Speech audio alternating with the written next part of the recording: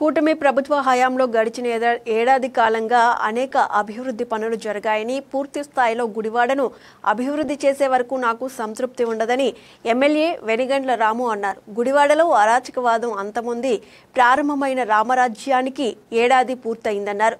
MLA Venigandla రాము ఆధ్వర్యంలో కూటమి ప్రభుత్వం మొదటి ఏడాది విజయోత్సవ వేడుకలు గుడివాడ పట్టణంలో ఘనంగా జరిగాయి. అంబరాన్ని అంటేలా జరిగిన విజయోత్సవ సంబరాల్లో పార్టీ నాయకులు ఉత్సాహంగా పాల్గొన్నారు. వేడుకల్లో భాగంగా నిర్వహించిన బైక్ ర్యాలీలో నియోజకవర్గ పరిధిలోని కూటమి పార్టీల శ్రేణులు వేలాదిగా పాల్గొన్నారు. టీడీపీ కార్యాలయం వద్ద ప్రారంభమైన ర్యాలీ పట్టణంలోని పలు ప్రధాన ప్రాంతాల గుండా ఎన్టీఆర్ స్టేడియం వరకు చేరుకుంది.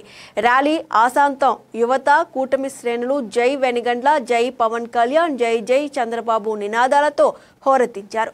పార్టీ పాటలకు చిన్నపాటి స్టెప్పులు వేస్తూ ర్యాలీలో సందడి చేశారు. ఎమ్మెల్యే రాము కూటమి శ్రేణులను ఉత్సాహపరిచారు.